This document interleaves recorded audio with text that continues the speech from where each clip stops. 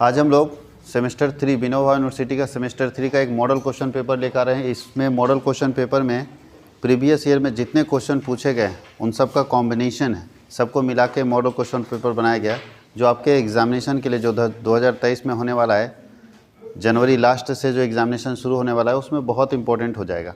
तो एक model question paper हम लोग लेकर आए हैं जिसमें जितने क्वेश्चन आपके यूनिवर्सिटी में पूछे जाते हैं उसी पैटर्न पर इसमें क्वेश्चन सेट किए गए हैं। तो और सारे जो पूछे गए क्वेश्चन हैं उसी का कॉम्बिनेशन करके एक सेट बनाया गया है। इस तरह से 2-3 सेट्स आएंगे। अगर आप इस सेट को पूरा कंप्लीट कर लेते हैं, हर सब्जेक्ट का इस सेट आएगा, हर सब्जेक्ट के सेट को कंप्लीट कर लेते हैं तो आपकी एग्जामिनेशन की तैयारी बहुत अच्छी हो जाएगी। दूसरा, आपको आइडिया मिल जाएगा कि कैसे अपना प्रिपरेशन करना चाहिए, कितने क्वेश्चन किस तरह से पूछे जाते हैं और कितना समय किसी क्वेश्चन के ऊपर देना चाहिए, लॉन्ग के ऊपर कितना देना चाहिए, शॉर्ट के ऊपर कितना देना चाहिए, ताकि टाइम मैनेजमेंट का भी कोई प्रॉब्लम ना हो। तो चलिए स्टार्ट करते हैं। देखते हैं सेट 1, मॉडल सेट 1 का हम लोग फर्स्ट जो आपका एग्ज़ाम का पैटर्न है वही एग्ज़ाम का पैटर्न यहाँ भी है। 40-80 नंबर का फुल मार्क्स है। टाइम 3 घंटे का।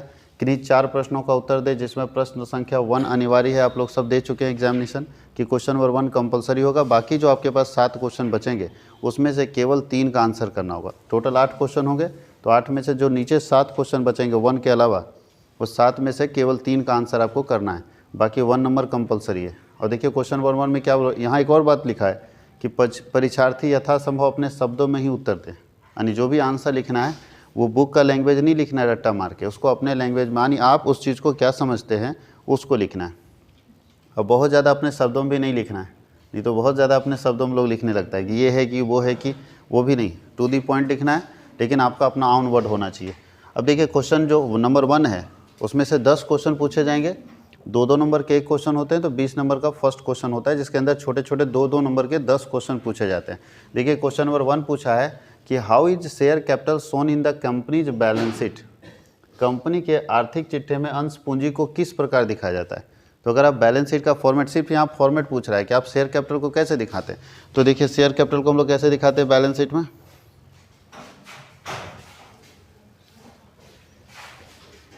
आप अगर इसको बैलेंस शीट मान लेते हैं तो सबसे पहले यहाँ आता है ऑथराइज कैपिटल।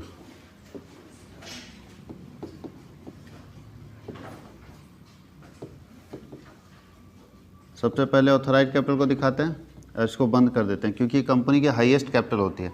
उसके बाद आता है issued capital.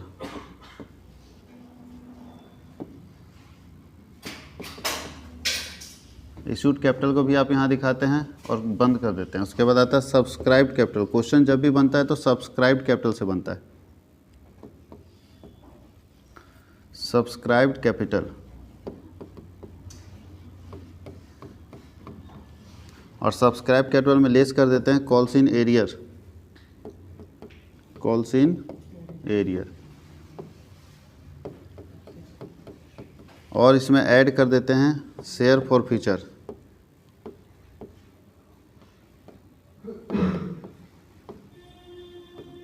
Share for future को ऐड कर देते हैं और जो आता है वो दिखाते हैं शेयर। देखिए ये पूछ रहा था कि आप शेयर कैपिटल को बैलेंस शीट में कैसे दिखाएंगे, तो देखिए हम कैलकुलेशन करके बता दिए। और अगर बैलेंस शीट में दिखाने की बात कर रहे हैं कंपनी के बैलेंस शीट में, तो कंपनी के बैलेंस शीट में शॉर्ट साइड में हम लोग अगर बात करें तो ये है रुपीज़ और यहाँ आता है share holder fund, share holder fund. और इसके अंदर फर्स्ट में आता है share capital, SC share capital. यहाँ पे शो करते हैं शेयर कैपिटल को कंपनी बैलेंस शीट में दिखाने बोल रहा है कि कैसे दिखाते हैं। तो 2 नंबर का क्वेश्चन है, आप ये कैलकुलेट करके और फाइनल अमाउंट ये जो निकल रहा है इसको कंपनी के बैलेंस शीट में यहाँ पे ऐसे दिखा देंगे शेयर कैपिटल के नाम पर। तो यही पूछ रहा था कि कंपनी के बैलेंस शीट में आप शेयर कैपिटल को किस प्रकार शो करेंगे, बनाने नहीं बोल रहा है, सिर्फ दिखाने बोल रहा है कि कैसे आप दिखाएंगे। तो ये हम लोगों का फर्स्ट क्वेश्चन का आंसर हो गया। अब चलते हैं सेकेंड क्वेश्चन की तरफ।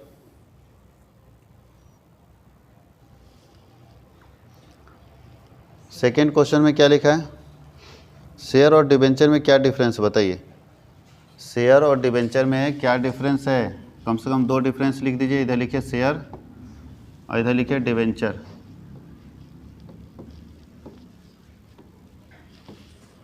तो शेयर क्या बोलता है, it is a part of capital, it is part of, या पूंजी का भाग होता है। It is a part of capital या पूंजी का भाग होता है। अब बोलता है it is part of loan, it is part of, या लोन का भाग होता है। यानी अगर आप बात करें तो शेयर होता है कैपिटल का पार्ट और डिवेंचर क्या होता है, लोन का पार्ट। इसको क्या मिलता है, ही गेट्स डिविडेंड। अगर ये पैसा लगाता है, यानी हम कोई भी व्यक्ति शेयर में पैसा लगाता है तो उसको क्या मिलता है, डिविडेंड मिलता है।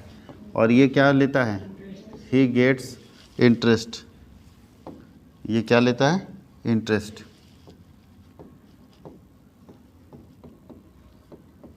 और ये लोन दे रहा है। कर्ज कभी कोई देता है तो कर्ज के बदले में जो उसको मिलता है उसको इंटरेस्ट बोलते हैं, और पूंजी के बदले में जो मिलता है उसको लाभ बोलते हैं, डिविडेंड बोलते हैं। लाभांश का मतलब होता है लाभ का अंश, लेकिन लाभ ही मिलता है। यानी आप पूंजी लगाओगे तो आपको लाभ मिलेगा और आप लोन दोगे तो आपको इंटरेस्ट मिलेगा। इसका रेट क्या होता है, डिविडेंड जो मिलेगा उसका रेट फिक्स रहता है या वेरिएबल रहता है, वेरिएबल रेट होता है। वेरिएबल का मतलब है कभी कभी हमको ज़्यादा भी लाभ मिल जाएगा और कभी कभी कम भी मिलेगा और कभी कभी नहीं भी मिलेगा। लेकिन इसका क्या होता है, फिक्स रेट ऑफ इंटरेस्ट होता है, यानी fix rate of interest, fix rate होता है एकदम। इंटरेस्ट का डिवेंचर के पहले लिखा ही रहता है 9% डिवेंचर। तो अगर मान ली यहाँ नहीं लिखा है 9% डिवेंचर, इसका मतलब क्या हुआ कि इस डिवेंचर होल्डर को कितना परसेंट इंटरेस्ट मिलने वाला है, 9% मिलने वाला है। कोई दिक्कत है? तो फिक्स रेट रहता है, उसी रेट से मिलेगा। कंपनी को प्रॉफिट हो तो भी उसको 9% मिलेगा, कंपनी को नहीं प्रॉफिट हो तो भी 9% मिलेगा, कंपनी को लॉस हो तो भी 9% मिलेगा। यानी इसका रेट ऑफ इंटरेस्ट फिक्स रहता है, किसी हालत में उतना ही मिलेगा। जबकि इसका डिविडेंड का रेट वेरिएबल रहता है, बोलता है कंपनी को प्रॉफिट होगा ना तभी आपको मिलेगा, नहीं होगा तो नहीं मिलेगा, ज़्यादा होगा तो ज़्यादा मिलेगा, कम होगा तो कम मिलेगा। यानी रेट ऑफ जो डिविडेंड है वो इसका वेरिएबल रहता है, चेंज होता रहता है। नेक्स्ट क्वेश्चन बोल रहा है कि कंपनी के चिट्ठे का सूक्ष्म प्रारूप तैयार कीजिए। एक छोटा सा फॉर्मेट आपको कंपनी बैलेंस शीट का देना है। सूक्ष्म प्रारूप का मतलब है सिर्फ हेडिंग आपको लिखना है, बैलेंस शीट का सिर्फ क्या लिखना है, हेडिंग। तो चलिए बताइए, बैलेंस शीट हम लोग ऐसे बनाते हैं, vertical form of balance sheet बनता है। इसके दो पार्ट होते हैं। पहला पार्ट होता है इक्विटी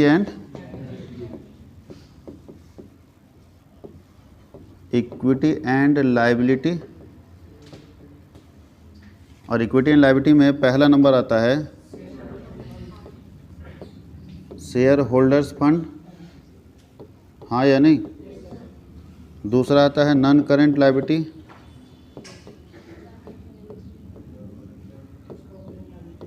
नॉन करेंट लायबिलिटी, और तीसरा आता है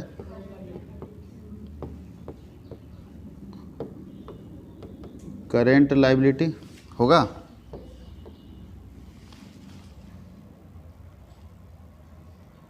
कोई दिक्कत? ये हो गया एक साइड। दूसरा साइड में क्या आता है, एसेट साइड में नॉन करेंट एसेट आता है। पहला नॉन करेंट एसेट्स और दूसरा क्या आता है, करेंट एसेट्स। यही ना फॉर्मेट है। और ये दोनों यहाँ पे लिखेंगे और इसका भी टोटल कर देंगे। तो ये बैलेंस शीट का फॉर्मेट है कि इक्विटी एंड लायबिलिटी साइड जो होता है उसके अंदर तीन मेजर हेड होते हैं। पहला हेड होता है शेयर होल्डर फंड, दूसरा हेड होता है नॉन करेंट लायबिलिटी, तीसरा हेड क्या होता है, करेंट लायबिलिटी। और जो एसेट साइड है उसके अंदर दो मेजर हेड होते हैं। पहला मेजर हेड है नॉन करेंट एसेट, दूसरा मेजर हेड क्या है, करेंट एसेट्स। ये हम लोग तीन क्वेश्चन देख चुके हैं। अब हम लोग चलते हैं चौथे क्वेश्चन की तरफ।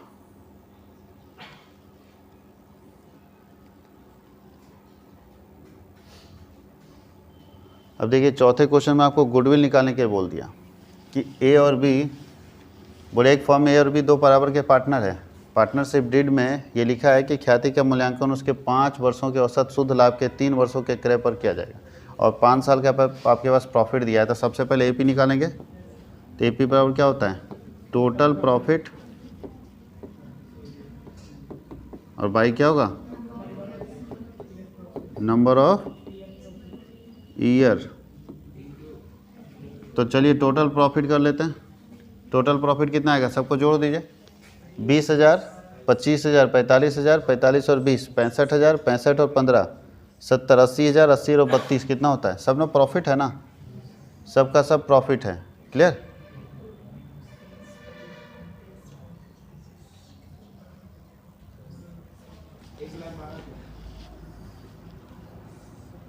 चलिए टोटल हो गया कितना आ रहा था, 80 ना, 1,12,000।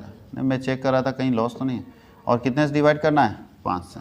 तो 5 दूनी 10, 2 12, 5 दूनी 10, 5 चौके 20, 22,400। और गुडविल बराबर क्या होता है, नंबर ऑफ ईयर परचेज से मल्टीप्लाई कर देना होता है ना एपी को। तो एपी निकला हम लोगों का कितना, 22,400 into number of year purchase से गुना कर दिए, कितना आता है नंबर ऑफ ईयर परचेज, 3 वर्षों के क्रय पर, है ना। तो 3 से गुना कर दिए, 4 तिया 12, 22 तिया 66 और 1 67,200, कितना आएगा 67,200। कोई दिक्कत किसी को? तो 67,200 इसका आंसर आ गया। अब नीचे बोला है कि net asset method share valuation में नेट एसेट मेथड को आप एक्सप्लेन कीजिए कि शेयर वैल्यूएशन में नेट एसेट मेथड से कैसे निकालेंगे, यानी कैसे वैल्यू ऑफ शेयर निकालेंगे नेट एसेट मेथड से। तो आप सब जानते हैं नेट एसेट मेथड से कैसे वैल्यू ऑफ शेयर निकालते हैं, बताइए।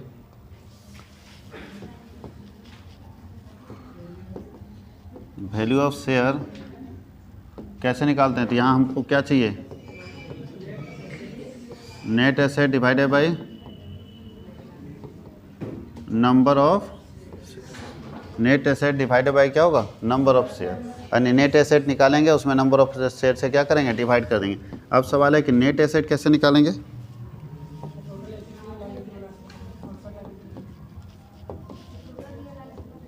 नेट एसेट निकालने के लिए क्या होता है, टोटल रियलाइजेबल एसेट लिख सकते हैं या टोटल रियल एसेट भी लिख सकते हैं।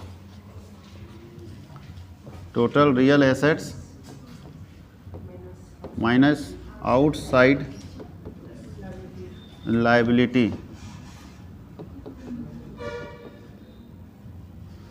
बोलता है जितना हमारे पास रियल एसेट है उसमें आउटसाइड लायबिलिटी को माइनस कर देंगे तो क्या निकल जाएगा, नेट एसेट। और नेट एसेट को नंबर ऑफ शेयर से डिवाइड कर देंगे तो वैल्यू ऑफ 1 शेयर निकल जाएगा। फॉर्मूला आपको याद भी होगा। तो ये देखिए छोटा क्वेश्चन बनाते समय ना, अगर आप प्रैक्टिस के ख्याल से बना रहे हैं तो समझिए कि पूरे बुक का, पूरे सिलेबस का शॉर्ट क्वेश्चन अगर पढ़ लेते हैं तो मैक्सिमम फॉर्मूला याद हो जाता है। यानी आप वैल्यूएशन ऑफ शेयर का क्वेश्चन भी पूछेगा तो अपने को फॉर्मूला तो याद हो गया, इसी के थ्रू हम लोग बना लेंगे। इसलिए शॉर्ट को जरूर प्रैक्टिस करना चाहिए, उससे पूरा ओवरऑल रिवीजन हो। सोचिए हम लोग 4 क्वेश्चन 5 क्वेश्चन बनाए, वैल्यूएशन ऑफ शेयर सीख लिए, आप होल्डिंग कंपनी के बारे में सीख लिए, बैलेंस शीट पूछ दिया था, उसके पहले आप गुडविल के बारे में सीख लिए। तो हर टॉपिक को ये पहले से क्लियर कर दे रहा है कि कैसे इसमें हम लोग बनाएंगे। तो देखिए एक और नीचे है,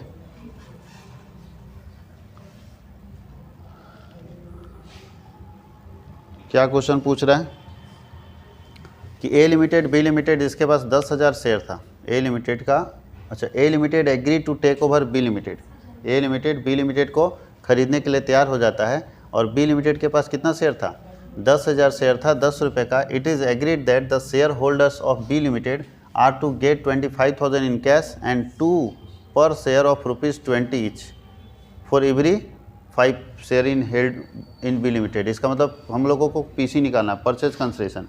थोड़ा ध्यान दीजिएगा क्या बोल रहा है ये कि ए लिमिटेड बी लिमिटेड के बिजनेस को खरीद लेता है, 10,000 शेयर है बी लिमिटेड के पास 10 रुपये का।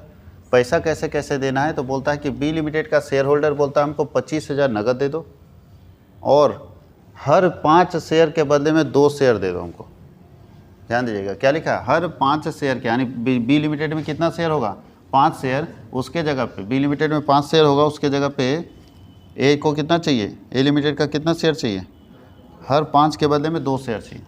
हर 5 के बदले में क्या चाहिए, 2 शेयर चाहिए। और 1 शेयर कितने का होगा, 20 का। चलिए देखिए पीसी निकालते हैं, परचेज कंसिडरेशन। तो पहले कैश में कितना पैसा दिया हम आपको, 25,000 तो कैश में दे दिए। अब शेयर पहले निकालिए, शेयर निकाल लेते हैं तब ना निकालेंगे।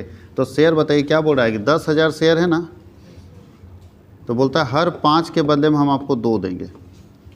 तो बताइए 10,000 में कितना 5 शेयर है, 2,005 शेयर होगा। देखो 2,000 इंटू 5 10,000 होगा ना, तो इसमें 2,005 शेयर, 2,000 इंटू 4 करेंगे, 2 करेंगे तो कितना जाएगा, इसका मतलब 4,000 शेयर को पैसा देना है।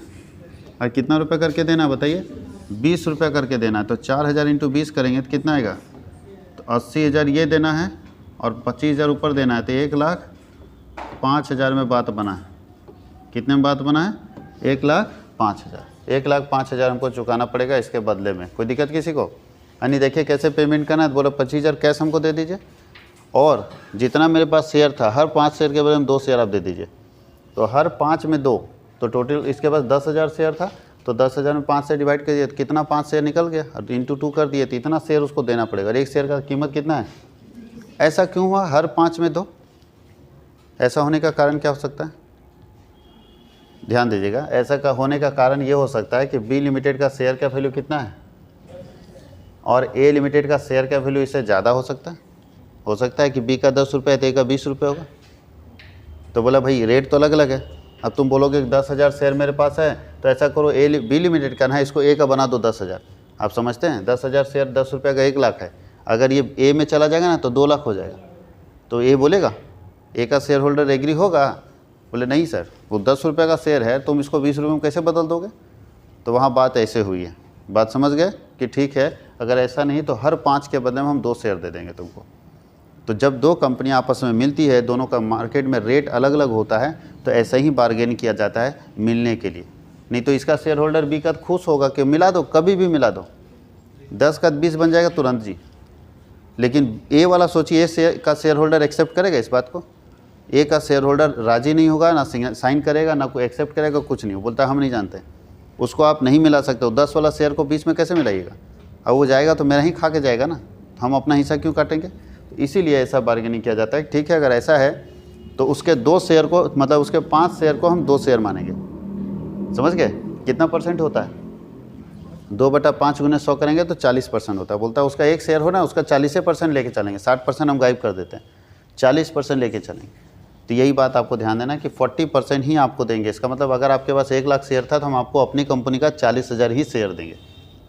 देख लीजिए, 1 लाख/5 कीजिए और × 2 कीजिए, 40,000 आता है। तो अगर 1 लाख शेयर मेरी कंपनी में आप खरीदे थे बी में, तो आप जब ए में जाएंगे तो आपको 1 लाख नहीं मिलेगा, आपको मेरी कंपनी का सिर्फ 40,000 शेयर ही मिलेगा, क्योंकि रुपया तो सेम हो जाएगा। 1 लाख × 10, 10 लाख, और 40,000 × 20 हो जाएगा, सेम ना आएगा। तो रुपये में चेंज नहीं आएगा, रुपया बोलता है सेम रहेगा, लेकिन हम आपको इतना ही शेयर दे पाएंगे। तो ये चीज़ यहाँ पे ध्यान देना है। चलिए, अब ये कैलकुलेट हो गया कितना, 1,05,000। अब चलते हैं नेक्स्ट क्वेश्चन की तरफ। अब बोलता है सहायक कंपनी क्या है, एग्जाम्पल के साथ समझाइए। सब्सिडी कंपनी कौन है? तो ध्यान दीजिएगा, आपको होल्डिंग के बारे में बता दें। होल्डिंग कंपनी अगर हम लोग BCCL कोल इंडिया लिमिटेड की बात कर लें, भारत में एक कंपनी है कोल इंडिया लिमिटेड। इसकी बहुत सारी छोटी छोटी सब्सिडी कंपनी हैं, उसमें 2 का नाम आप सुने होंगे, BCCL और CCL, हाँ या नहीं?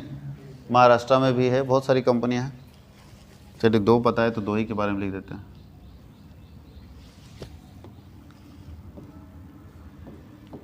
अब बताइए, BCCL क्या है जानते हैं? ये सब्सिडी कंपनी है।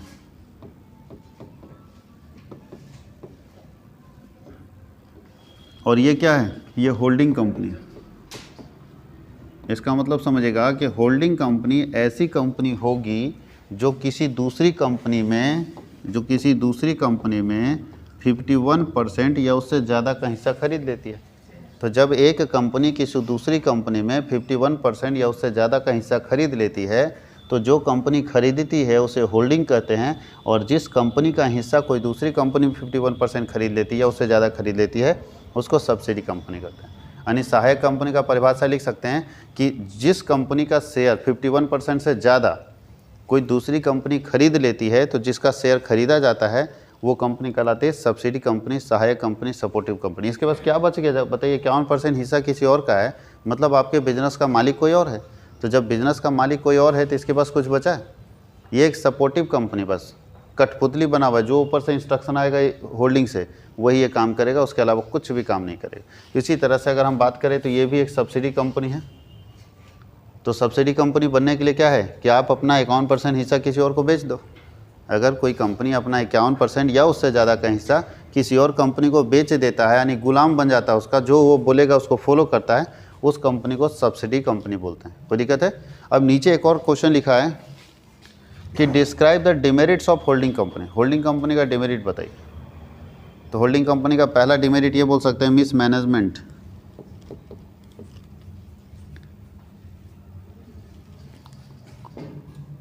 क्यों? होल्डिंग कंपनी का पहला ये है समस्या कि हम किसी ऐसी कंपनी को होल्ड करते हैं जिसके बारे में मेरे पास कोई एक्सपीरियंस नहीं है। समझिएगा पहले, अब हम एजुकेशन सेक्टर की मान लीजिए कंपनी बना दें, अगर commerce world private limited company है, अब हम अचानक क्या किए कि हम किसी गद्दा बनाने वाली कंपनी को होल्ड कर लिए। अब बताइए, ट्यूशन पढ़ाने का मेरा एक्सपीरियंस है, ट्यूशन पढ़ाने में हम एक्सपर्ट है, इस क्षेत्र के किसी कंपनी को अगर हम टेक ओवर करते, होल्ड करते, तो हम उसको अच्छे से चला पाते, चाहे कॉलेज करते चाहे ट्यूशन्स करते। हम क्या किए कि ऐसी कंपनी को होल्ड कर लिए जिसका मेरे पास कोई एक्सपीरियंस नहीं है, तो ऐसे में थोड़ा दिक्कत हो जाता है मैनेज करने में। जैसे महिंद्रा कंपनी देखिए तो ऑटोमोबाइल सेक्टर में बहुत आगे, बहुत अच्छा परफॉर्म करी ऑटोमोबाइल सेक्टर में, जो काम करता है, जो गाड़ी लेके आता है, रगड़ के बिकता है। लेकिन क्या वो ऑटोमोबाइल सेक्टर में काम करने वाली कंपनी आईटी सेक्टर में टॉप कर जाएगी, इसकी गारंटी तो नहीं है। और उसने क्या किया, सत्यम कंप्यूटर्स को खरीद लिया, जिसका नाम रख दिया टेक महिंद्रा। अब टेक महिंद्रा देखिएगा अभी बहुत तेज़ी से डेवलप नहीं हो पाया। क्यों नहीं डेवलप हो पाया?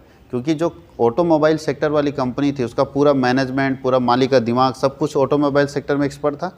अब वो अचानक खरीद लिया आईटी सेक्टर की कंपनी, तो डेवलप नहीं कर पाया उसको। तो ये एक डिमेरिट है कि मिस मैनेजमेंट हो जाता है, हम गलत जगह पे इन्वेस्टमेंट कर लेते हैं और वो सेक्टर हम ग्रो नहीं कर पाते हैं। और दूसरा क्या है, जो सब्सिडी कंपनी है, होल्डिंग कंपनी का दूसरा डिमेरिट ये है ना कि आप सब्सिडी कंपनी को जो होल्ड कर लेते हैं, तो ऐसे स्थिति में होल्डिंग कंपनी का 100% कंट्रोल हो जाता है। अब होल्डिंग कंपनी अगर गलत डिसीजन ले लिया तो सब्सिडी कंपनी उसको रोकने को तैयार नहीं, बोलता है जो आप बोलोगे चलेंगे। तो होल्डिंग कंपनी की छोटी सी गलती के कारण सब्सिडी कंपनी डूब भी सकती है। तीसरा, holding company minority share holder को, आप लोग सुने होंगे माइनॉरिटी शेयर होल्डर, अगर होल्डिंग कंपनी 90% शेयर खरीदता है तो 10% जो बचता है उसको माइनॉरिटी बोलते हैं। तो माइनॉरिटी शेयर होल्डर के इंटरेस्ट को, हक को ध्यान नहीं देता है, इग्नोर कर देता है। ये 3 डिमेरिट्स हम लोग देख लिए कि होल्डिंग कंपनी खोलने के। अच्छा, इससे एक और नुकसान है, अगर आप सारी कंपनियों को होल्ड करने लगोगे तो मार्केट में कंपटीशन ख़त्म हो जाएगा, फिर मोनोपोली क्रिएट हो सकता है, एकाधिकार हो सकता है। सब मान लीजिए जितनी टेलीकॉम कंपनियां उस सबको हम होल्ड करके रखें, सब मेरे नियंत्रण में है, तो इसका मतलब समझते हैं पूरे मार्केट पर मेरा कब्जा है, पूरे मार्केट पर मेरा कब्जा है। हम जो चाहेंगे वो प्राइस रखेंगे तो मोनोपोली टाइप का मार्केट हो जाएगा, एकाधिकार बाजार हो जाएगा। यहाँ प्राइस पूरा 100% एक आदमी के हाथ में हो जाएगा, जो चाहेगा वो हमसे लूट लेगा और हमको देना पड़ेगा, अगर सर्विसेज लेना है तो देना पड़ेगा। इसलिए ये भी बहुत डेंजरस है। तो होल्डिंग कंपनी के 3 डिमेरिट्स हम लोग देख लिए। बोलता है explain the valuation of bonus share. Bonus share कैसे हम लोग वैल्यू लगाएंगे, बोनस शेयर कैसे लगाते हैं, बताइए कैसे वैल्यूएशन करते हैं। बोनस शेयर में सेम अभी जो हम लोग कर रहे थे ना, कंपनी क्या करती है, जब कंपनी प्रॉफिट कमाती है ना, तो कभी कभी कंपनी तो बोलती है पैसा ही ले लो। प्रॉफिट कमाती है तो अपने शेयर होल्डर को डिविडेंड दे देती कि भैया तुम लाभ लेके चल जाओ। लेकिन कभी कभी जब ज़्यादा खुश होती कंपनी तो क्या करती है, बोलते हैं हम तुमको लाभ नहीं देंगे, तुमको और फ़ायदा हम देते हैं, तुमको हम शेयर ही दे देते हैं प्रॉफिट में। तो ध्यान दीजिएगा, अगर कोई कंपनी अपने डिविडेंड के बदले में कोई शेयर दे देती है अपने पुराने शेयर होल्डर को, जो पहले से उसका शेयर होल्डर है, उसको पैसा ना दे के शेयर ही दे देती है, तो इसको हम लोग बोलते हैं बोनस शेयर।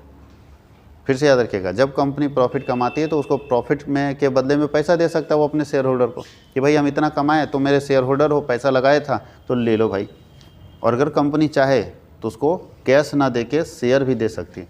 और अगर कोई कंपनी अपने डिविडेंड के बदले में, लाभांश के बदले में शेयर देती है, तो उसको हम लोग बोलते हैं बोनस शेयर। इससे क्या फ़ायदा होता है, इससे शेयर होल्डर को फ़ायदा होता है कि पैसा तो नहीं लगा और फ्री में नंबर ऑफ़ शेयर बढ़ गया। कल हो गया अगर कंपनी अच्छा परफॉर्म की और हम लगाए थे 7 रुपये एक शेयर का कीमत था और हमको मान लीजिए 300 बोनस शेयर मिला, ध्यान दीजिएगा 300 बोनस शेयर मिला, जब हम लगाए थे उसमें 7 रुपये एक शेयर का कीमत था। अब मार्केट थोड़ा ग्रो किया और वो 7 रुपया 70 रुपये बन गया, तो सोचिए 300 × 70, ये कैसी है दिख नहीं रहा है अभी, लेकिन ये कैश है, फ्यूचर में हमको मिल जाएगा। तो इसीलिए लोग बोलता है सर आपकी कंपनी ग्रो करे, हमको शेयर ही दे दो ना, फ्री में हिस्सेदारी बढ़ जा रहा है, इससे बढ़िया और क्या है। जितना मार्केट वैल्यू बढ़ेगा शेयर का, उतना ही अपना बेनिफिट बढ़ेगा, हाँ या नहीं। तो यही बात आपको समझना है। तो बोनस शेयर कैसे निकालते हैं, फिर वैसे ही निकलेगा जैसे भी बता रहे थे। शेयर कैपिटल अब यहाँ कैसे निकलेगा, जैसे अभी बता रहे थे ना, हर 5 के बदले हम 2, हर 5 कंपनी डिसाइड की तुम्हारे पास जितना 5 शेयर होगा हम 2 बोनस दे दें, हर 5 के बदले में 2 बोनस, क्योंकि एक बोनस तो मिल नहीं सकता कि एक शेयर है तो 1 बोनस देंगे। तो उस तरह को 1 लाख शेयर खरीदे तो 1 लाख बोनस दे दीजिएगा, तब बर्बाद हो जाएगा। तो कंपनी एक प्लान बनाती है कि हम बोनस कैसे देंगे, तो बोलता है हर 5 के बदले में 2 देंगे, हर 6 के बदले में 1 देंगे, कुछ तो बोलेगा। तो अगर मान लीजिए लिख दिया कि हर 6 शेयर के बदले में हम कितना शेयर बोनस देंगे, 1, यानी आपके पास अगर 12 शेयर है तो हम 2 बोनस देंगे, 6 शेयर है तो 1 बोनस देंगे। तो अगर एवरी 6 शेयर, यानी बोलता है कि one bonus share for every 6 share. हर 6 के बदले में अगर एक बोनस देंगे तो 6 से भाग दे देंगे और 1 से क्या करेंगे, गुना कर देंगे, तो बोनस शेयर आ जाएगा। और अगर उसका शेयर कैपिटल निकालना है तो फिर उसको इंटू कर देंगे रेट से, जो रेट होगा उससे मल्टीप्लाई कर देंगे, शेयर कैपिटल निकल जाएगा। बोनस शेयर इक्वल टू क्या हो गया, शेयर कैपिटल इनटू। अब यहाँ लिखना है कि प्लान क्या है आपका बोनस शेयर देने का, तो बोलता है प्लान ये है कि हर 6 के बदले में एक बोनस देंगे। एक बोनस शेयर हम आपको जारी करेंगे एवरी 6 शेयर, तो 6 से डिवाइड करेंगे, 1 से मल्टीप्लाई कर देंगे, निकल जाएगा बोनस शेयर। और इसको शेयर को क्या करना है, अमाउंट से मल्टीप्लाई कर देना है, यहाँ पे जो रेट होता है उससे मल्टीप्लाई कर देंगे तो क्या निकल जाएगा, शेयर कैपिटल निकल जाएगा। कोई दिक्कत है। और नीचे लिखा है what do mean by current liability. Current liability क्या होता है आप सब जानते हैं, ऐसी लायबिलिटी जिसको आपको 1 साल के अंदर ही विदिन 1 ईयर्स आपको पेमेंट कर देना होगा। तो बोलता है कि ऐसी लायबिलिटी जिसका भुगतान 1 वर्ष के अंदर कर देना होता है उसको हम लोग कौन सी लायबिलिटी बोलते हैं, करेंट लायबिलिटी। एग्जाम्पल में क्या क्या होगा बताइए, creditor, short term loan, bills payable,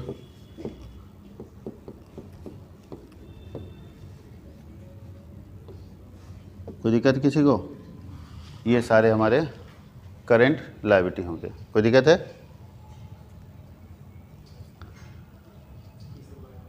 अब चलता है सेकेंड नंबर क्वेश्चन, यानी फर्स्ट नंबर का हम लोग 2-2 नंबर का जो क्वेश्चन था वो हम लोग कंप्लीट कर चुके हैं। और देखिए बहुत इंपॉर्टेंट क्वेश्चन, अगर थ्योरी पॉइंट ऑफ व्यू से देखा जाए तो ये क्वेश्चन ज़्यादातर पूछा जाता है।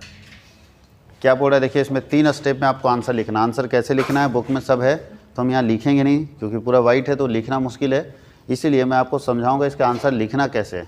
आपको सबको बुक से लिखना है इसका आंसर। क्या बोलता है, अंशों के हरण से आप क्या समझते हैं। सबसे पहला स्टेप है कि what do mean by forfeiture of share. तो बताइए फॉरफीचर ऑफ शेयर का सबसे पहले यहाँ लिखेगा मीनिंग। सबसे पहले आप यहाँ लिखेंगे मीनिंग ऑफ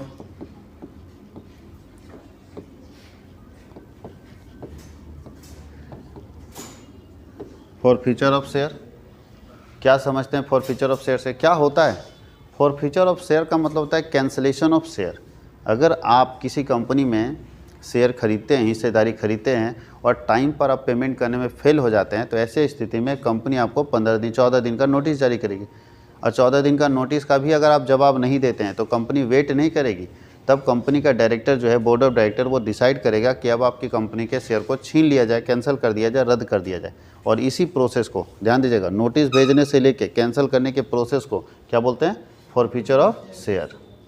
कोई दिक्कत है, लिखा जा सकता है। फिर से ध्यान दीजिएगा, जब कोई शेयर होल्डर अलॉटमेंट या फर्स्ट कॉल या फाइनल कॉल में से किसी का भी पेमेंट करने में फेल कर जाता है तो कंपनी उसे 14 दिन का एक नोटिस जारी करती है। अगर नोटिस के बाद भी वो पेमेंट नहीं कर पाता है तो कंपनी का बोर्ड ऑफ डायरेक्टर डिसाइड करता है कि इसके शेयर को फॉरफिट कर लिया जाए और फिर इसके शेयर को कैंसिल करने का प्रोसेस शुरू हो जाता है। इस पूरे प्रोसेस को हम लोग बोलते हैं फॉरफीचर ऑफ शेयर, या इसको दूसरे लैंग्वेज में आप कैंसिलेशन ऑफ शेयर भी बोल सकते हैं। इसका जस्ट अपोजिट एक पार्ट भी है, यानी यहाँ कौन अप्रोच कर रहा है जानते हैं, यहाँ कंपनी अप्रोच कर रहा है छीनने में कि आपका शेयर छीन लेंगे।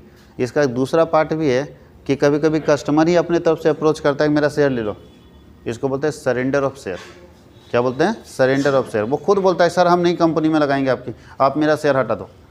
तो जब खुद से कस्टमर सरेंडर कर दे तो सरेंडर ऑफ शेयर हो जाएगा, और कंपनी छीन ले तो फॉरफीचर ऑफ शेयर हो जाएगा। दोनों का अकाउंटिंग ट्रीटमेंट एक जैसा होता है, अलग अलग नहीं होता है। जैसे आप फॉरफीचर ऑफ शेयर का करते हैं वैसे ही सरेंडर ऑफ शेयर का करेंगे, कहीं कोई चेंज नहीं। इसीलिए आप देखिएगा कहीं सरेंडर ऑफ शेयर का अकाउंटिंग आप सीखे ही नहीं, क्योंकि सरेंडर ऑफ शेयर और फॉरफीचर ऑफ शेयर दोनों का अकाउंटिंग ट्रीटमेंट एक जैसा होता है, एक जैसा ही दोनों का करेंगे। तो पहला हो गया, हम लोग मीनिंग लिख लेंगे। दूसरा क्या बोलता है, अंशों के हरण और पुनर्निर्गमन किए जा सकते हैं। अंशों के हरण और पुनर्निर्गमन से रिलेटेड क्या है, जर्नल करना है।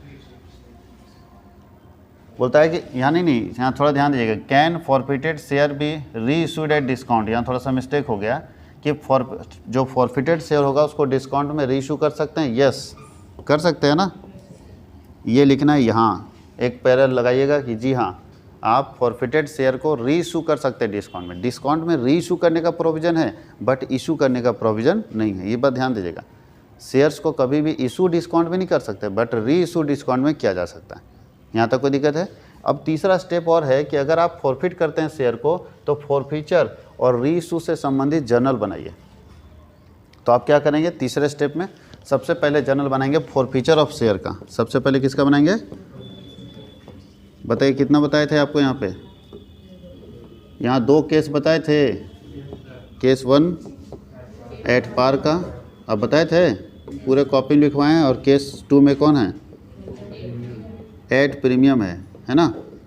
बताइए एट प्रीमियम में भी 2 था, 1 और 2, कि प्रीमियम मनी रिसिव्ड और प्रीमियम मनी नॉट रिसिव्ड। आपके कॉपी में लिखा हुआ है, आराम से उसको लिख लीजिएगा। इसके बाद ये किसका हम लोग एंट्री मारे, फॉरफीचर का। तब नीचे का स्टेप लीजिएगा और लिखिएगा री इशू ऑफ शेयर, री इशू ऑफ शेयर। शेयर को री इशू कैसे करते हैं, तो यहाँ भी 3 केस था, केस 1, केस 2 और केस 3। 3 केस था, केस 1, केस 2 और केस 3। कोई दिक्कत है? तो ये तीनों केस में हम लोग यहाँ पे बना लेंगे। तो ये कंप्लीट हो सकता है और बहुत अच्छे से हो सकता है। अगर तरीके से लिखा जाए तो एक क्वेश्चन का आंसर बहुत अच्छे से प्रिपेयर हो सकता है। और जब हम ये कर देंगे कि अंशों के हरण से आप क्या समझते हैं, और शेयर का फॉरफीचर डिस्काउंट में किया जा री इशू डिस्काउंट में किया जा सकता है, और फॉरफीचर से रिलेटेड आपको जर्नल करना है, तो आप ये एंट्री कर सकते हैं। अब चलते हैं हम लोग आगे नेक्स्ट क्वेश्चन की तरफ। इसका आंसर हो जाएगा, अब देखिए नीचे लिखा है कि लाभ हानि विवरण तैयार करने के लिए कंपनी के प्रावधान क्या है। तो आप बताइए, कंपनी अकाउंट आप पढ़े होंगे, थोड़ा मोड़ा भी याद होगा। तो प्रॉफिट एंड लॉस 2 चीज़ बनाना है इसमें। आपको बोलता है स्टेटमेंट ऑफ पीएल का फॉर्मेट देने बोल रहा है। याद कीजिए, स्टेटमेंट ऑफ पीएल का फॉर्मेट क्या होता है कंपनी में? दो फॉर्मेट होता है। एक होता है पीएल अकाउंट जो हम लोग अभी तक बनाए हैं, और एक होता है स्टेटमेंट ऑफ पीएल। ऐसे बनता है स्टेटमेंट ऑफ पीएल, समझ गए। और स्टेटमेंट ऑफ पीएल का एक छोटा सा फॉर्मेट हम आपको दे दें। सबसे पहले लिखते हैं नेट सेल्स। क्या लिखते हैं? Net cell. यानी सिंपल है ये। सबसे पहले इनकम लिखेंगे। इनकम कहाँ कहाँ से आएगा, तो इनकम आता है नेट सेल से, और आता है अदर इनकम, और कहीं से अगर आ गया तो, जिसको इनडायरेक्ट इनकम भी बोलते थे, याद कीजिएगा। सबसे पहले निकाल दिए टोटल इनकम, अब माइनस करेंगे एक्सपेंसेस। क्या माइनस करेंगे? और एक्सपेंसेस अगर हम यहाँ माइनस कर देते हैं, एक्सपेंसेस बहुत सारे हो सकते हैं, तो एक्सपेंसेस माइनस कर देंगे तो यहाँ पे आएगा प्रॉफिट, हाँ पीबीटी बोलते हैं इसको, प्रॉफिट बिफोर, और इसमें माइनस कर देंगे टैक्स।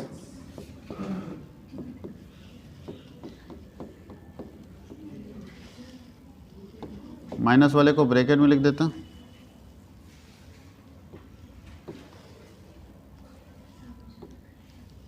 तो आ जाएगा PAT।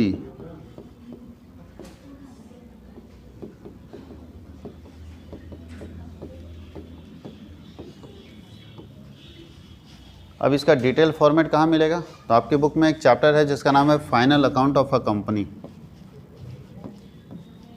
Final account of a,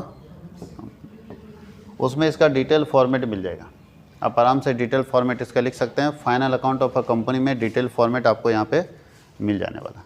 तो ये हम लोग क्वेश्चन नंबर 3 देख लिया। यानी अभी तक हम लोग 3 क्वेश्चन देख चुके हैं। 20 × 3 60 नंबर का क्वेश्चन हम लोग कंप्लीट कर चुके हैं। हम चलते हैं।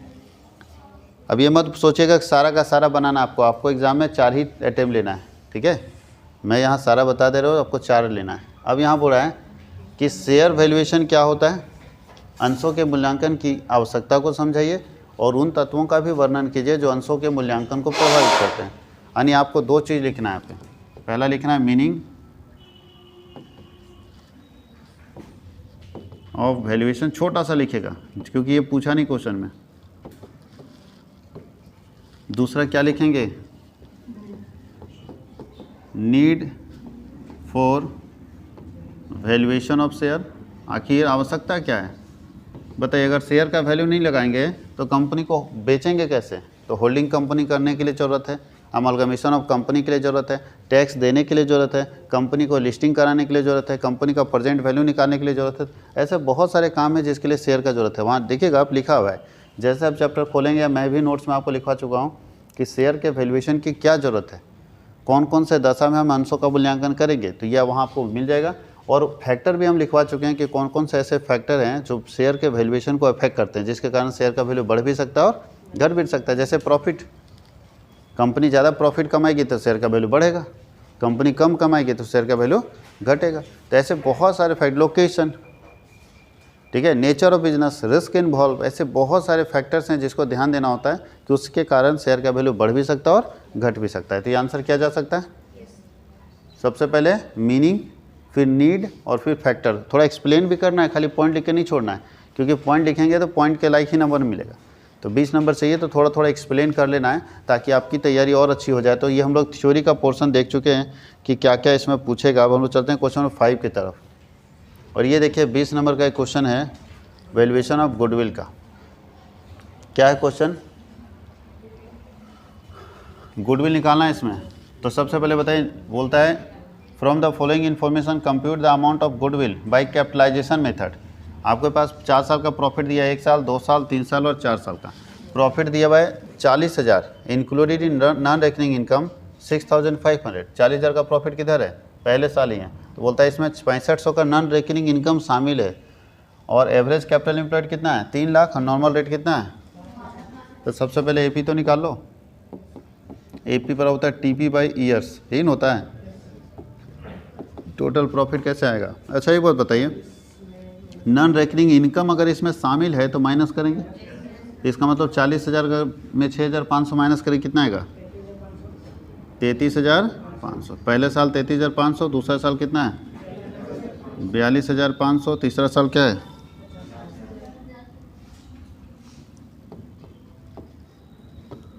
तीसरा साल है 50,000, फिर कितना है? 66,000। 4 ही साल है ना, और कितने डिवाइड कर देना है? 4 से। तो निकालिए कितना आता है? 33, 3 2 5 1 6, 36 हो जाएगा नहीं ये?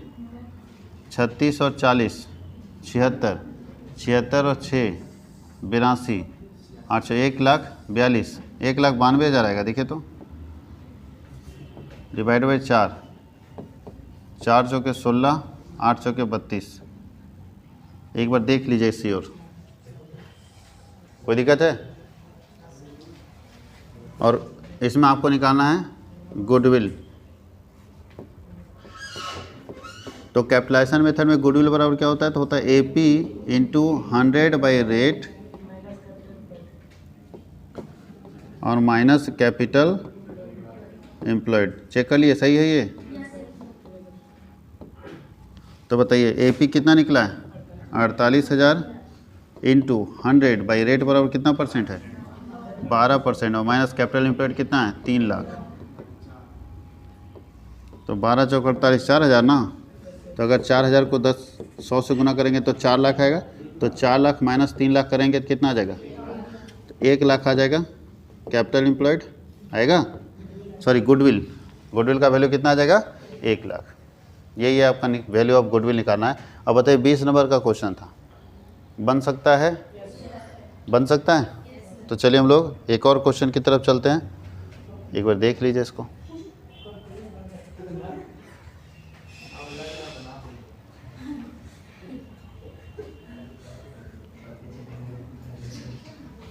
अब देखिए आपके पास आ गया होल्डिंग कंपनी का क्वेश्चन है। चलते हैं होल्डिंग कंपनी का क्वेश्चन कैसे बनाएंगे। तो थोड़ा बड़ा क्वेश्चन है।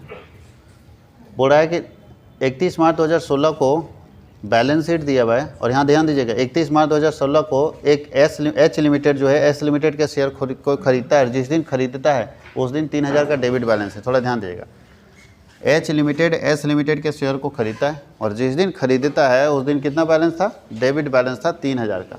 यहाँ लिखा भी है कि consolidated the following balance sheet as on 31 March 2016 at the date of acquisition. जिस दिन भी खरीद रहा है, बी लिमिटेड होना चाहिए। अच्छा, B limited had a debit balance, या S limited had a debit balance, ठीक है, of statement of profit and loss of ₹3,000। H limited purchase all the share of S limited, सारा शेयर खरीद लेता है और जिस दिन खरीदता है उस दिन 3,000 का डेबिट बैलेंस। और आज देखिए क्या है, एस लिमिटेड का आज क्या है? 4,000 का डेबिट बैलेंस है। पहले समझिएगा, जिस दिन खरीदा उस दिन 3,000 का लॉस था और आज कितने का लॉस है? 4,000 का लॉस है। खरीदने के बाद कितना लॉस कमाया? 1,000 का लॉस इन कमाया होगा, प्रॉफिट कहाँ से कमाएगा? पहले से 3,000 का कर्जा था और 1 साल बाद जब खरीदने के बाद साल बीता तो साल बीतने के बाद पता चलता उसका कर्जा 4,000 हो गया, तो खरीदने के बाद कितना कमाया? 1,000 कमाया। खरीदने के पहले कितना था? 3,000 था। बस यही तो है आपके पास डिटेल्स। यहाँ फिक्स एसेट,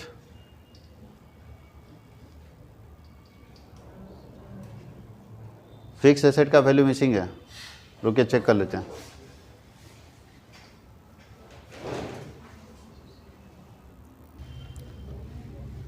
अब चलिए पूरे सिचुएशन को समझ लिए कि जिस दिन एच लिमिटेड के बिजनेस को खरीदता है उस दिन एच लिमिटेड के पास 3,000 का लॉस था और जब खाता बंद हुआ तो 4,000 का लॉस दिख रहा है। और कितने में खरीदा है? 1800 शेयर को खरीद रहा है। कितने में?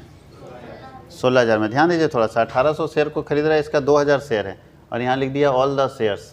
मिस्टेक है ना, क्वेश्चन में कहीं मिस्टेक है तो थोड़ा कभी कभी यूनिवर्सिटी भी थोड़ा दुर्दशा कर देता है। और आपकी यूनिवर्सिटी का तो कोई भरोसा नहीं है। पिछले साल सेमेस्टर 5 के एग्ज़ाम में सेमेस्टर 6 का क्वेश्चन पूछ दिया, एक भी क्वेश्चन सेमेस्टर 5 का नहीं था। तो इस यूनिवर्सिटी का कुछ नहीं कहा जा सकता, बहुत ही है ना, इसीलिए दूर से प्रणाम करो ऐसे यूनिवर्सिटी का कि सेमेस्टर 5 के एग्ज़ाम में सेमेस्टर 6 का क्वेश्चन पूछ दिया पिछले साल कॉमर्स में, और इस बार जो एग्ज़ाम हुआ था उसमें आर्ट्स में या साइंस में किसी में पूछ दिया था, वही काम किया। तो इतना लापरवाही इस यूनिवर्सिटी में है कि उसका कोई ठिकाना नहीं है। आउट ऑफ सिलेबस क्वेश्चन पूछ देता है। और अभी धनबाद जो है BBKU विनोद बिहारी कोयलांचल यूनिवर्सिटी, उसमें इनडायरेक्ट टैक्सेस पढ़ना है, अब पूछ दिया सर्विस टैक्स का क्वेश्चन। बताइए, सर्विस टैक्स को हटा के इनडायरेक्ट टैक्स लाया गया और टीचर को ये नहीं मालूम कि इनडायरेक्ट टैक्स और सर्विस टैक्स क्या होता है, क्वेश्चन पूछ दे रहे हैं। या तो टीचर जानते हुए भी लापरवाही कर रहे हैं बच्चे के भविष्य के साथ। तो बहुत ख़राब स्थिति इस यूनिवर्सिटी का, कुछ भी पूछा जा सकता है। इसलिए ये भी तुम लोग अकेले नहीं लड़ना है, तुम लोग सिलेबस के साथ तो लड़ ही रहे हो, साथ ही साथ यूनिवर्सिटी के गलत मैनेजमेंट के साथ भी लड़ना होगा, क्योंकि वो क्या सवाल पूछ देंगे उनका कोई ठिकाना नहीं। उनको ब्रह्मास्त्र है, वो पूछ दिए तो आपको लिखना पड़ेगा, आप कुछ नहीं बोल सकते हैं। यही इस यूनिवर्सिटी की खासियत है। तो चलिए कोई बात नहीं। अब ऊपर लिखा ऑल द शेयर्स, नीचे लिखा है तो हम लोग ऊपर को इग्नोर करते हैं और इसके आधार पर चलते हैं हम लोग। क्योंकि 1800 शेयर खरीदा है तो इसका मतलब 20,000 शेयर है ना, तो 20,000 में 10 रुपया होगा तो 2,000 शेयर, 2,000 में 1800 शेयर खरीदेगा तो 9/10, मतलब 90% शेयर खरीद रहा है, मतलब यहाँ माइनॉरिटी भी आएगा। तो चलिए कैलकुलेशन शुरू करें। तो कैलकुलेशन करते हैं। सबसे पहले कैलकुलेशन किसका करते हैं बताइए? सबसे पहला है हम लोग गुडविल का कैलकुलेशन करते हैं, याद कीजिएगा। गुडविल और कैपिटल रिजर्व, यही होगा कैपिटल। तो पहले बताइए कितना शेयर खरीदा है होल्डिंग कंपनी? 9/10। कैसे है 9/10? समझ में आया ना कि 2,000 शेयर में से 1800 शेयर खरीदा, 9/10। तो सबसे पहले लिखते हैं PC, इसको बोलते हैं आप कंसिडरेशन प्राइस भी। इसको क्या बोलते हैं? Consideration price. आपको याद है कितने में खरीदा था? 16,000 था। क्या अमाउंट पढ़ते हो? एक बार क्वेश्चन पढ़ेंगे याद हो जाना चाहिए। 16,000 में खरीदा था, फिर ऊपर करना पड़ेगा क्या? नहीं ना, 16,000 में खरीदा था। माइनस करते हैं कॉस्ट ऑफ कैपिटल, और कॉस्ट ऑफ कैपिटल में याद कीजिएगा सबसे पहले 20,000 टोटल है, उसमें 9/10 ना खरीदा है, तो 9/10 कर देते हैं। कितना आता है? 18,000 आएगा। 18,000 में ध्यान दीजिएगा लॉस था, जिस दिन खरीद रहे थे उस दिन क्या था? लॉस था। तो लॉस को माइनस करेंगे ना। अगर इसको डेबिट क्रेडिट समझोगे, देखो ये डेबिट बैलेंस है और शेयर कैपिटल कौन सा बैलेंस रखता है? क्रेडिट। अब अपने को लॉस है, जिस दिन खरीद रहे हैं उस दिन 3,000 का लॉस है। लॉस कौन सा बैलेंस होता है? डेबिट। तो बताइए यहाँ डेबिट वाला माइनस होगा ना, शेयर इन लॉस। तो अच्छा, लॉस अगर 2,000 का था, सॉरी 3,000 का था, तो 3,000 सारा ही नहीं ले लेगा। ये कितना खरीदा है तो 9/10 ही ना लेगा। भाई हम जितना खरीदें उतने के हिस्सेदार है, उतना का लॉस हम लेंगे, बाकी का लॉस हम नहीं लेंगे। कोई दिक्कत है? तो 9/10 कितना आता है? 2700 रुपये लॉस। तो बताइए 2700 कौन सा बैलेंस निकलेगा? डेबिट। अब बताइए इसमें घटेगा कि नहीं घटेगा? इस लाइन को मत देखिएगा, नहीं तो बहुत लोग सोचेगा माइनस माइनस सर जोड़ेंगे ना, लेकिन नहीं है। माइनस इसको टोटल करेंगे, उसके बाद इसमें माइनस करना है।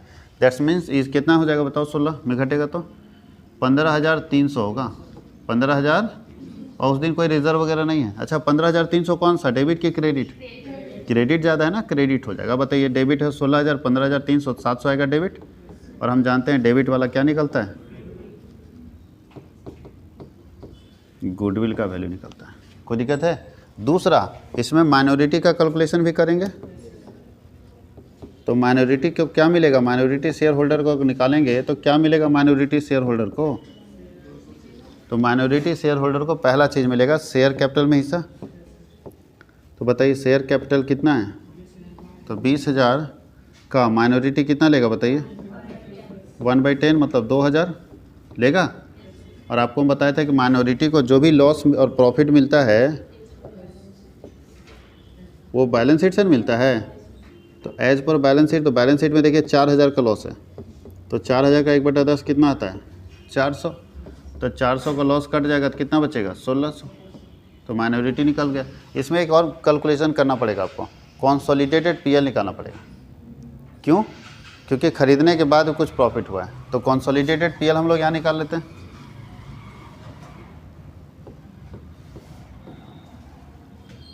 कंसोलिडेटेड पीएल, तो पहले लिखिए PL of H limited. H limited का प्रॉफिट बताइए कितना था, किसी का ध्यान ही नहीं है। एच लिमिटेड का प्रॉफिट कितना है,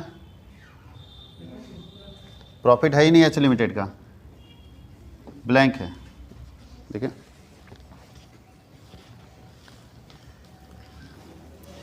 एच लिमिटेड का प्रॉफिट है ही नहीं, अब सिर्फ एस लिमिटेड का। तो एस लिमिटेड का यहाँ होगा ना, क्या आएगा बताइए, एच का ब्लैंक है तो एस का क्या होगा, लॉस ही ना है, तो शेयर इन लॉस कर दीजिए, शेयर इन लॉस। तो बताइए लॉस कितना होगा, 1,000, क्योंकि जिस दिन खरीद रहे थे उस दिन 3,000 का मेरा लॉस था और ख़रीदने के बाद लॉस हो गया 4,000 का। इसका मतलब होल्डिंग कंपनी उस लॉस में कितना ऐड किया है, 1,000 ऐड किया, तो 1,000 में हिस्सा लेगा। तो 1,000 का 9/10 इसका हिस्सा बेचारे को दे दीजिए, यानी 900 रुपये इसका लॉस हो जाएगा। और 900 रुपये हम लोग लिखेंगे लॉस। ये क्या होगा, माइनॉरिटी का स्टेटमेंट ऑफ पीएल में चला जाएगा, सॉरी होल्डिंग का, ये होल्डिंग का लॉस होगा। अब हम लोगों को इसी को मिला के एक बैलेंस शीट बना देना है, इसी को मिला के एक बैलेंस शीट बना देना है। तो तीनों चीज़ याद रखना है, गुडविल 700 और ये आपका माइनॉरिटी 1,600 और लॉस है 900, ये तीनों को याद कीजिएगा। और उसी बैलेंस शीट को हम जोड़ कर बना देते हैं, किनारे में हम लोग ठीक करके उसी बैलेंस शीट को बना देंगे, कंसोलिडेटेड बैलेंस शीट। कोई दिक्कत है, इसी को हम लोग ठीक करके बनाने वाले हैं, क्योंकि अपने पास डेटा चाहिए ना बैलेंस शीट बनाने के लिए, तो ज़्यादा मेहनत नहीं करना है, हो जाएगा। 700, 1,600 और 900, 700, 1,600 और 900। चलिए अब हम लोग ऊपर चलते हैं। ये देखिए बैलेंस शीट है, हम लोग यहीं पे कंसोलिडेटेड बैलेंस शीट बना देते हैं। तो क्या बताया गया था कंसोलिडेटेड बैलेंस शीट में, शेयर कैपिटल किसका लिखेंगे, एच का ना। देखिए ये है कंसोलिडेटेड, तो यहाँ लिखेंगे शेयर कैपिटल 16,000। कहीं कोई दिक्कत, स्टेटमेंट ऑफ प्रॉफिट लॉस में कितना होगा, 900 लॉस होगा। ध्यान दीजिए, इसका हम अभी यूज़ नहीं कर रहे हैं, हम लोग उसको ठीक करके बना रहे हैं। इसके बाद एक और चीज़ आता है यहाँ पे, माइनॉरिटी शेयर होल्डर। ये किसका है, स्टेटमेंट ऑफ पीएल, ये इसका है। माइनॉरिटी कितना आया, माइनॉरिटी क्या आया था, 1,600 प्लस में ना, और उसका ट्रेड पेबल में दोनों जोड़ के लिखता है, तो दोनों जोड़ के ट्रेड पेबल कितना होगा, 8,000। तो जोड़ दीजिए, ये टोटल आ जाएगा। तो 16 8 कितना होता है, 24, 24 और 16 कितना होता है, 40, 40 में 9 जाएगा तो 39,100 होगा, 39,100। अब चलते हैं इधर, तो बताइए इधर हम हमारे पास क्या एसेट्स हैं, अच्छा 1,600 है ना, वही मिस्टेक हो रहा है। चलो 1,600 ठीक है उसको, तो 8,000 और 16,000 कितना होता है, 16 8 24 1 25,600, 25,600 में 900 चला जाएगा, कितना बचेगा, 25,600 में 900 जाएगा, कितना बचेगा, 24,700, 24,700। कहीं कोई दिक्कत है। अब इधर देखिए, इधर इसका तो कोई काम नहीं है, इसको नहीं ना लिखते हैं। आपके पास एसेट्स है, एसेट्स कितना लिखेंगे बताइए, 24,000 लिखेंगे जो आपके पास दिया हुआ है। और दूसरा क्या है, गुडविल है, गुडविल कितना निकाले थे कैलकुलेट करके, 700। तो इस हिसाब से दोनों साइड जोड़ेंगे कितना आएगा, 24,700। कोई दिक्कत किसी को। तो ये बैलेंस शीट ना लेके हम लोग कंसोलिडेटेड बैलेंस शीट ले लेंगे, और यही है आपका कंसोलिडेटेड बैलेंस शीट 20 नंबर का क्वेश्चन। आसान है, अगर सिस्टमेटिक बनाया जाए और पढ़ा जाए इसी तरह से मॉडल सेट की तरह, और सारे क्वेश्चंस को बनाया जाए, तो कॉन्फिडेंस अपने आप वापस आ जाएगा और लगने लगेगा कि अब हम कर सकते हैं। जो लग रहा था कि कुछ भी संभव नहीं है, पता नहीं क्या होगा। तो एक बात ध्यान देना है कि तरीके से, इसी को बोलते हैं हम लोग, अगर प्लान के साथ चलेंगे तो रास्ते आसान होते जाएंगे। ये वही कहानी हो गई कि एक व्यक्ति था, वो पहाड़ के नीचे रहता था और हमेशा परेशान रहता था, क्योंकि पहाड़ पर चढ़ना चाहता था, लेकिन वो जब चढ़ता था ना, तो चढ़ते चढ़ते पहाड़ इतना दूर था कि चढ़ते चढ़ते शाम हो जाता। और उसके पास लाइट की कोई व्यवस्था नहीं थी, तो उसको लगता था वो मंजिल तक पहुंच ही नहीं पाता था, आधे रास्ते में उसका शाम हो जाता था। और कभी वो ज़िंदगी में चढ़ नहीं पाया, क्योंकि रात में चढ़ नहीं पाता था, और सुबह जब चढ़ना शुरू करता था जाते जाते शाम हो जाता था, रास्ते में ही पूरा नहीं पहुंच पाता था, कभी सफलता नहीं मिली। लेकिन छोटा सा उसके पास दिया था, और दिया से तो कुछ दिखता नहीं। तो साधु महात्मा आए, बोले क्या बात है बाबा, तुम्हारे बहुत परेशान लग रहे हो। बोलता है सर हम इतने दिन से चढ़ना चाह रहे हैं बाबा यहाँ से, लेकिन चढ़ ही नहीं पा रहे हैं, क्योंकि हमको दिया से रात में दिखाई नहीं देता, पूरा मंजिल दिखता नहीं किधर चलना है, और दिन में चढ़ते हैं तो शाम हो जाता है। तो एक ही बात बोले, बड़ा अच्छा बात बोले कि तू एक कदम चल फिर थोड़ा आगे दिखाई देगा, फिर एक कदम चल फिर दिखाई देगा, लेकिन प्रारंभ तो कर, स्टार्ट तो कर। अब हम चलना ही स्टार्ट नहीं करेंगे, पढ़ना ही नहीं शुरू करेंगे तो कुछ नहीं दिखेगा। आप धीरे धीरे स्टेप बाय स्टेप काम करते चले जाएंगे, आपको कहीं कोई दिक्कत नहीं है। एक कदम चल के तो देखिए, जब एक कदम चलिएगा दूसरा आसान पड़ेगा, दूसरा चलिएगा मतलब थोड़ा थोड़ा आगे बढ़ते जाएगा, तो जो धुंध है ना, जो पूरा कोहरा बना हुआ है वो साफ़ होता चला जाएगा, और आपको पिक्चर दिखेगा और आपको अपनी मंजिल दिखेगी कि हाँ आप पॉसिबल है, अब हम लोग कर सकते हैं।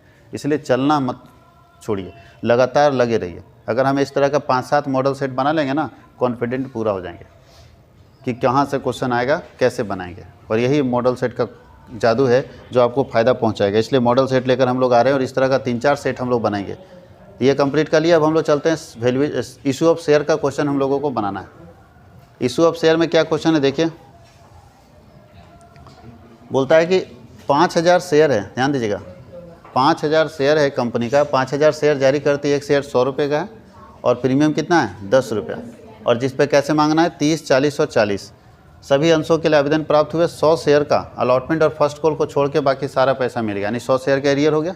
कहाँ पे एरियर है, अलॉटमेंट और फर्स्ट कॉल दोनों जगह पे, अलॉटमेंट फर्स्ट कॉल दोनों में एरियर है। इन अंशों को फॉरफिट कर लिया गया और इसको 105 रुपये के रेट से फिर से बेच दिया गया, और कंपनी के बुक में आवश्यक जर्नल करना है। आसान है, आसान है ना जर्नल करना, बन सकता है। अच्छा, ऊपर का एंट्री तो हमको नहीं लगता किसी बच्चे को दिक्कत होगा, फॉर फीचर एंड इशू का बन सकता है, सारे बच्चे से बन सकता है। अगर फॉर फीचर में दिक्कत है तो फॉर फीचर का एंट्री हम कर देते हैं। आप इसका 2 एंट्री कर लोगे। Bank account debit to share application, कितना अमाउंट होगा 5000 into 30, 1.5 lakh. Share application to share capital 1.5 lakh होगा। उसके बाद अलॉटमेंट का टाइम आता है, लिखेंगे share allotment to share capital to security premium, कितना आएगा 5000 इंटू 40 करेंगे, शेयर अलॉटमेंट में कितना आएगा 2 लाख, टू शेयर कैपिटल में कितना आएगा 5 रुपये कम ना है इसका, नहीं 10 रुपये कम है, तो 5000 इंटू 30 करेंगे तो शेयर कैपिटल में कितना आएगा 1.5 लाख, और फिर 50,000 आ जाएगा सिक्योरिटी प्रीमियम में, क्रेडिट में ही होगा। और जब इसका बैंक एंट्री करेंगे तो क्या लिखेंगे, bank account due to share allotment, कितना 2 लाख रुपये भले ड्यू किए, लेकिन उसमें से 100 शेयर का पैसा नहीं मिला है, तो 2 लाख में 4000 रुपया माइनस कर देंगे तो 1,96,000 बैंक में रिसीव करेंगे, हो जाएगा, हो जाएगा। फिर लिखेंगे share first call account debit to share capital, तो share first call to share capital में 5000 इंटू 40 करेंगे 2 लाख, 2 लाख। फिर लिखेंगे bank account debit to share first and final call, तो फिर 2 लाख में आपको कितना माइनस करना होगा 4000, तो 1,96,000 रिसीव करेंगे। यहाँ तक हो गया 6 एंट्री, 6 एंट्री कर लिया ना। तो 7 नंबर एंट्री हम करके यहाँ दिखा देते हैं कि 7 नंबर एंट्री क्या करेंगे। देखिए 7 नंबर एंट्री इसका क्या होगा, फॉर फीचर का एंट्री करना है ना। Share capital account debit, security premium भी डेबिट होगा, क्यों, प्रीमियम का पैसा भी नहीं मिला है।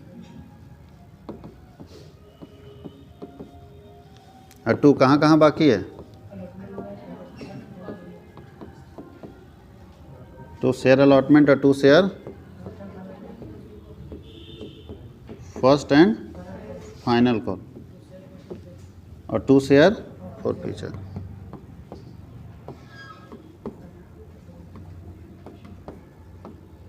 अब ध्यान दीजिए यहाँ पे कितना शेयर फॉरफिट कर रहे हैं आप, तो 100 शेयर इंटू 100 ईच 10,000 होगा, होगा।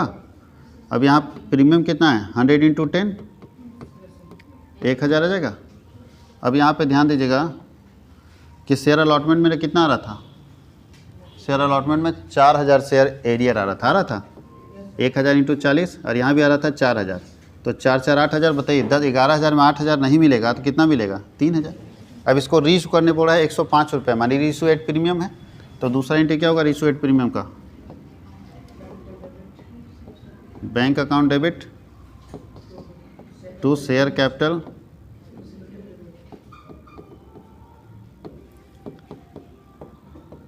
To security premium. अमाउंट कैसे लिखेंगे? तो 100 शेयर है, 105 के रेट से बेच रहे हैं, कितना आता है 100 इंटू 105, 10,500 आएगा। यहाँ आएगा 10,000 और यहाँ आएगा 500। कोई दिक्कत है? और तीसरा एंट्री क्या होगा? जो शेयर फॉरफीचर का बैलेंस है उसको ट्रांसफ़र कर देते हैं।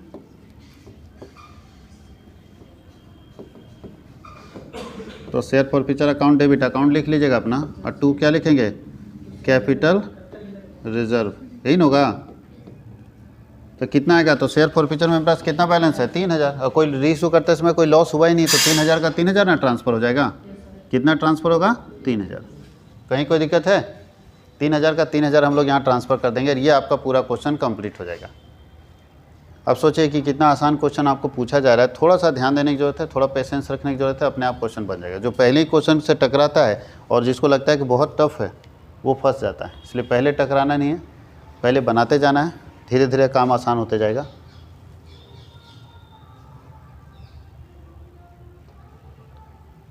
अब लास्ट क्वेश्चन है, क्वेश्चन नंबर 8, और यह है वैल्यूएशन ऑफ शेयर का क्वेश्चन। बताइए वैल्यूएशन ऑफ शेयर में क्या करते थे? कौन सा मेथड से? ये बताइए तो आप लोग। नेट एसेट मेथड से। और नेट एसेट मेथड में कैसे निकालते थे? तो नेट एसेट यहाँ निकालना पड़ेगा। देखिए नेट एसेट दिया हुआ आपके पास,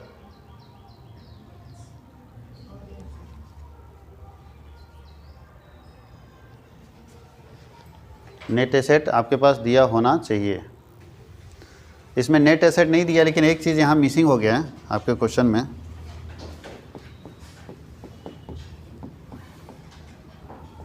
इंक्रीज इन एसेट्स, संपत्ति में जितना भी एसेट्स होगा पता नहीं है, लेकिन जितना भी एसेट्स होगा उसमें 52,000 इंक्रीज कर गया, बढ़ गया।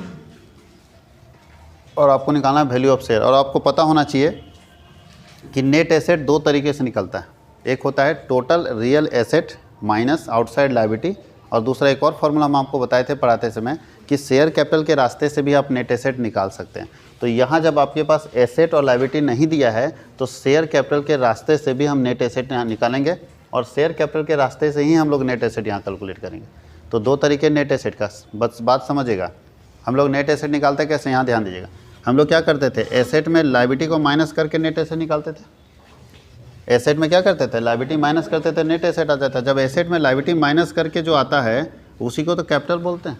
तो हम अगर इतना मेहनत करके नेट एसेट निकाल रहे हैं, उससे अच्छा अगर कैपिटल जोड़ देंगे तो नेट एसेट नहीं आ जाएगा। तो सारे कैपिटल को जोड़ के भी नेट एसेट निकाला जा सकता है, जैसा कि इसमें हम लोग जोड़ेंगे। तो चलिए सबसे पहले नेट एसेट निकाल लीजिए। तो नेट एसेट के लिए सबसे पहले रिजर्व लिख दीजिए, जो आपके पास दिया है। रिजर्व है 2,80,000 प्लस इंक्रीज है, एसेट्स बढ़ रहा है, तो बढ़ रहा है तो फ़ायदा ना हो रहा है। इंक्रीज इन एसेट्स, एसेट्स बढ़ रहा है, कितना? 52,000 का एसेट बढ़ रहा है, प्लस शेयर कैपिटल जोड़िए इसमें।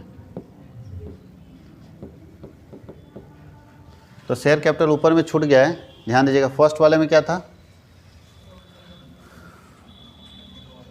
इससे पहले वाले में, फर्स्ट वाले में क्या है? कितना शेयर है? देखिए इससे ऊपर, इससे फर्स्ट वाले में था 2,000 share at the rate of 100 each. Fully paid है, फुली पेड है। फुली पेड मतलब समझते हैं? 100 रुपया दिया हुआ है।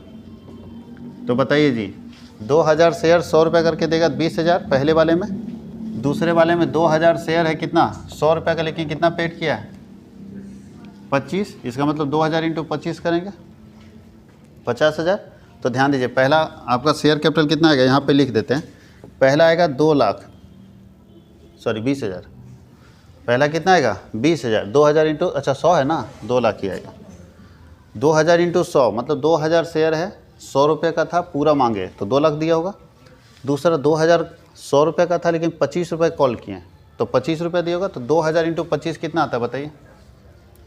50,000। तो दूसरे का आ जाएगा 50,000 आएगा। और तीसरा का ध्यान दीजिएगा, 2,000 शेयर है सी का, 100 ईच का है, ये भी फुली पेड है, ये 50 रुपये का होगा। तो तीसरा सी जो है ना, यहाँ थोड़ा मिस्टेक हुआ है लिखने में, ठीक है। यहाँ देखिए पेडअप के बाद 50 गायब है। तो 2,000 शेयर है 100 रुपये का, फुली पेड नहीं है। देखिए 3 शेयर है, बोलता है एक 2000 शेयर है, 100 रुपये का पूरा पेमेंट यानी 2 लाख दिया होगा, एक 2000 100 रुपये का 25 रुपये दिया, और ये 2000 100 रुपये का 50 रुपये दिया, कितना होता है 1 लाख। तो इस हिसाब से 3.5 लाख ना आ जाएगा, तो 3.5 लाख रुपये यहाँ आ गया। बताइए 3.5 लाख और ये सबको जोड़ दीजिए तो कितना आता है ये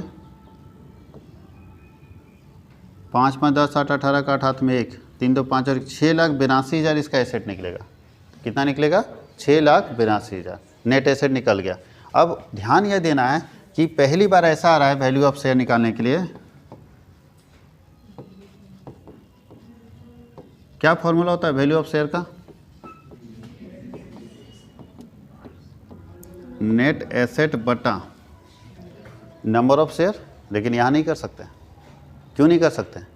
क्योंकि शेयर है 3 आदमी के पास, ए के पास 2000 है, बी के पास 2000, सी के पास 2000। कितना अच्छा था, तीनों को जोड़ के 6000 से डिवाइड कर देते, लेकिन तीनों का पेमेंट अलग अलग है। एक 100 रुपया दिया, एक 25 रुपया दिया, एक 50 रुपया दिया है। तो क्या करेगा 6000 से डिवाइड कीजिएगा, जानते हैं सबका वैल्यू बराबर हो जाएगा। तो जो 100 रुपया दिया उसका घट जाएगा और जो 25 रुपया दिया उसका बढ़ जाएगा। अगर तीनों 100 रुपया दिया होता तो शेयर का वैल्यू निकालना आसान होता। तो ध्यान देना है शेयर का वैल्यू लगाते समय कि जितने शेयर कैपिटल, अगर एक से ज़्यादा शेयर कैपिटल दिया हुआ है तो सबका फेस वैल्यू बराबर होना चाहिए, सबका पेमेंट बराबर होना चाहिए। अगर सबका रेट बराबर हो जाता ना, जैसे 100 तीनों दे देता तो तीनों शेयर को जोड़ के यहाँ डिवाइड कर देते। लेकिन पैसा अलग अलग दिया है तो कैसे जोड़ दीजिएगा शेयर को, हाँ या नहीं?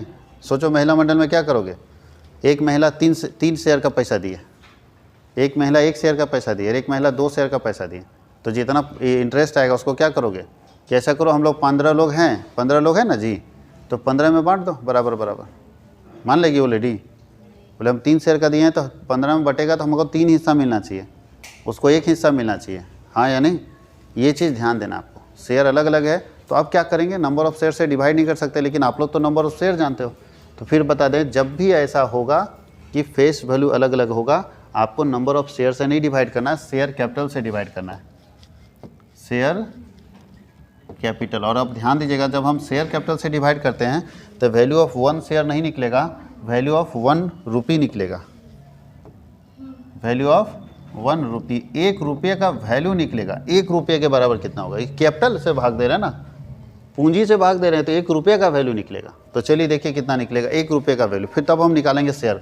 तो नेट एसेट मेरा कितना निकला 6,82,000 बटा शेयर कैपिटल देखिए अभी हम निकाल चुके थे 3,50,000, 350 है ना, देखो तीनों का जोड़ देंगे तो 350 आएगा ना, तो ये 3,50,000 मेरा शेयर कैपिटल होगा। अब भाग देके देखिए कितना आता है,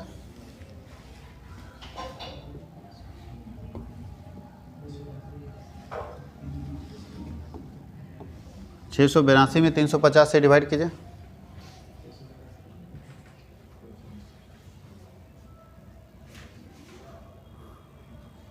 कैलकुलेटर से कैलकुलेट करने में इतना लेट लग रहा है,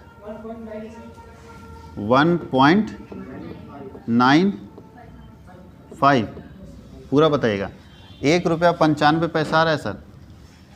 अब आप निकालते हैं, देखिए ए का शेयर का वैल्यू कैसे निकलेगा, तो बोलता है 1.95 इंटू एक शेयर इसका कितने का था 100 रुपये ना दिया था ये, तो कितना होता है इसका 195 होगा।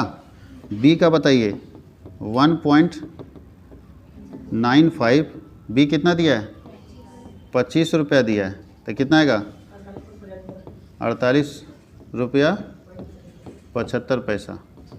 और सी दिया है कितना 1.95 इंटू 50, तो सी का निकल जाएगा कितना 97.5, इस तरह से निकलेगा। फिर याद रखिएगा कि जब भी आपके पास एक से ज़्यादा इक्विटी शेयर दिया है और सारे शेयर का फेस वैल्यू अगर अलग अलग है, तो ऐसे केस में आप नंबर ऑफ़ शेयर से डिवाइड कभी नहीं करेंगे, वहाँ पे आप शेयर कैपिटल से डिवाइड करके निकालेंगे वैल्यू ऑफ 1 रुपी। और 1 रुपये का वैल्यू निकल गया तो 100 रुपया कितना होगा, जब 1 रुपये का वैल्यू 1 रुपया 95 पैसा है तो 100 रुपये का वैल्यू कितना 195। फिर इसका निकालेंगे, फिर इसका निकालेंगे, कहीं कोई दिक्कत है? लेकिन अगर तीनों का फेस वैल्यू सेम होता तो नंबर ऑफ़ शेयर से डिवाइड कर देते। तीनों का फेस वैल्यू सेम होगा तो किससे डिवाइड करेंगे, नंबर ऑफ़ शेयर से। तो ये हम लोग 8 क्वेश्चन का पूरा मैराथन देख लिए और फिर हम लोग अगले मॉडल सेट लेकर आएंगे जल्द ही।